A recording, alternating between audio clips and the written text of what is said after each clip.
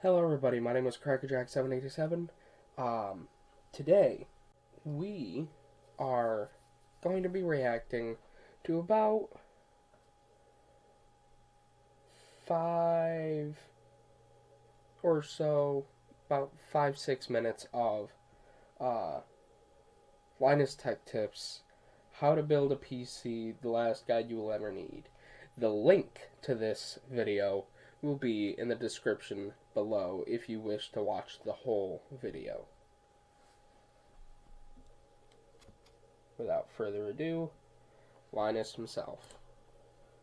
Seasonic may have sponsored this exhaustive guide, but we won't specifically be recommending them today because this is designed to give you the tools to identify the patterns that make for a good build, not the exact components themselves. Those always change.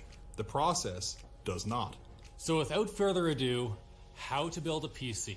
Step 1, picking the parts. To start, you need to ask yourself some questions. What am I going to do with this computer? Are you a hardcore gamer?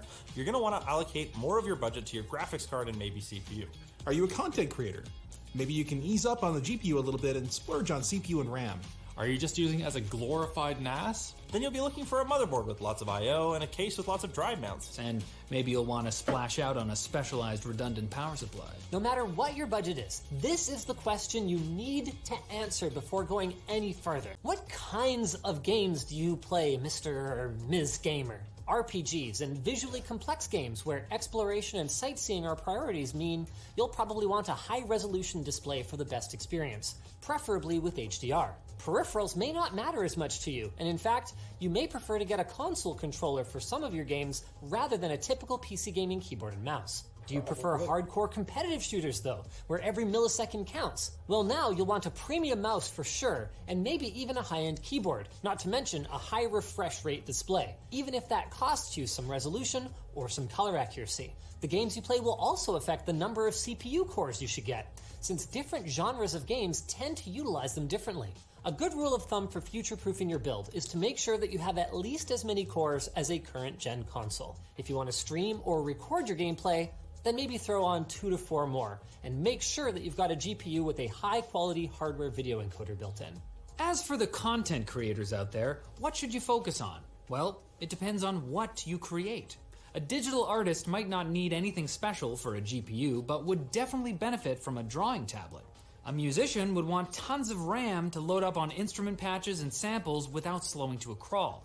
A video editor needs at least a modest GPU, a lot of RAM, and a buttload of storage, preferably fast so they can review their footage at full quality. A 3D modeler needs a reasonably fast CPU and GPU for rendering.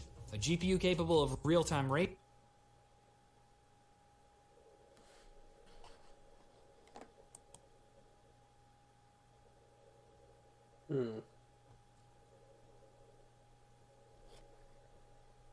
tracing helps tremendously in prototyping and previews. An engineer might sacrifice raw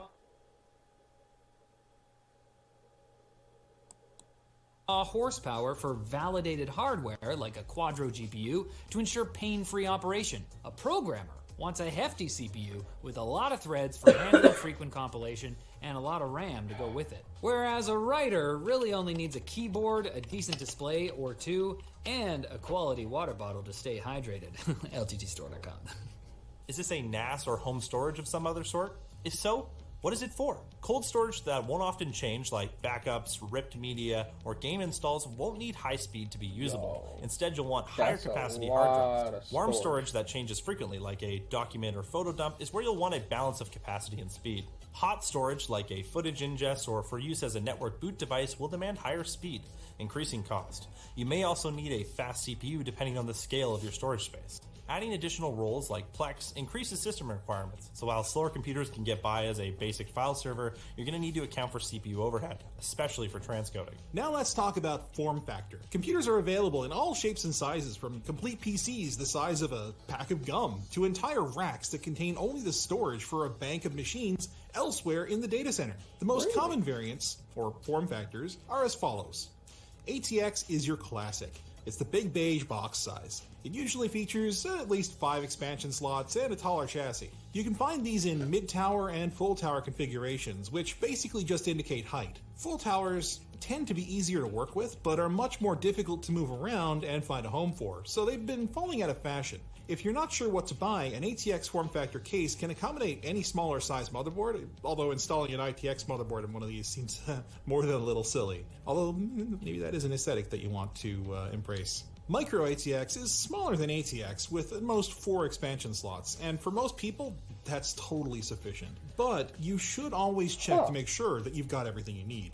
You'll find some of the more interesting case designs in this size, like these cute cube-shaped ones. Like ATX, you can fit smaller form factors like DTX and ITX in here, and it won't look as silly if you do. Mini ITX and DTX are the smallest mainstream sizes, with only 1 and 2 expansion slots respectively. These are the boards you'll find in the tiniest builds, and can often pack an impressive variety of features into their diminutive size. However, their I/O can be somewhat limited, and if your goal is to go as tiny as possible, you'll either want to get a couple of larger builds under your belt first, or pay extra careful attention to your case manufacturer's documentation. A DTX board may fit in the ITX case, but also may not. And if you have a larger GPU or cooler, it may not fit in your case of choice, at least not without some difficulty. The next big question is arguably most important.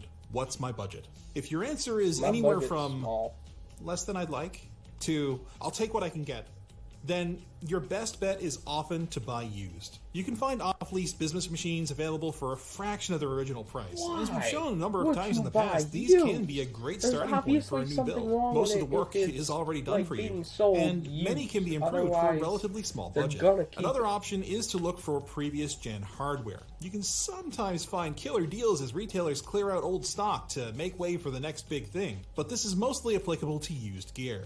The good news is that solid-state components with no moving parts, like CPUs, rarely fail, and components with worn thermal compound or bad fans can have those repaired. I nearly always start my builds around my CPU and GPU because, apart from being the most expensive components, and therefore taking up most of my budget, they also dramatically narrow down the other parts that I might select. For example, I won't be able to buy an Intel chipset motherboard if I use an AMD CPU, and vice versa. And I won't be able to use a small form factor case if I've got a gigantic triple slot graphics card. When shopping for a CPU, there are a few things to keep in mind. First is that across brands, or even different generations of the same brand, specifications like clock frequency and cache are not likely to be useful indications of performance. You can find out more detail about this in this video, but that doesn't mean that you can ignore them outright. Okay, Linus. Unfortunately, I no longer have time for this video. But, as you see, there's a ton of Linus Tech Tips videos over here. I will include the link to his channel and a link to this video in the description below. But thank you guys so much for watching this video. If you liked it, okay. If you didn't, that's okay too. But I will see each and every single one of you in the next video. Bye-bye!